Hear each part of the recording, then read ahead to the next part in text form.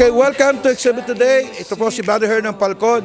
At kasama po tayo ngayon dito sa trade po ng Coconut Philippines. At kasama po natin ngayon ang director po ng Luzon Region, right? Pakilala po kayo, sir. Ako po si Flor Lazado Olivar, ang Farmers Representative ng ating Philippine Coconut Authority Central Office. Ang sakop ko po ay buong Luzon, tayo po ay Luzon-wide ang ating ginagampanan. Kaya po ang lahat ay ina-invite ko dito sa atin sa Mega Mall, dito sa 5th floor ng ating pong exhibit para po sa ating coco product.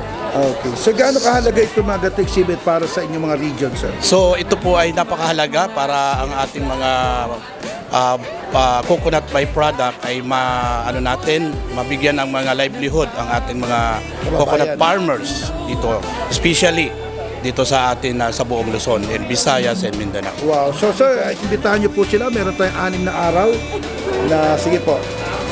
Okay po, ini-invite po namin kayo mga kababayan natin sa Luzon, Visayas and Mindanao.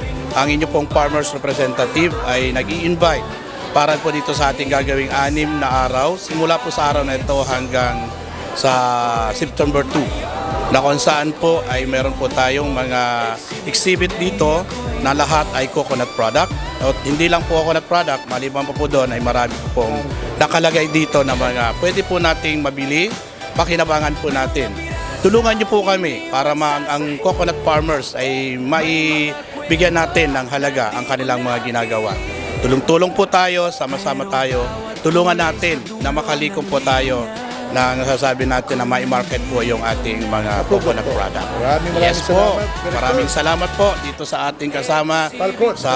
kay Sir Falcon, na kung saan ay paunlakan tayo na makapanayan po natin sa radio. Thank you very much and mabuhay po. God bless us. Mabuhay po ngayon. Ito po si Brother Her ng Falcon. Nagulat po para sa programang Exhibit Today.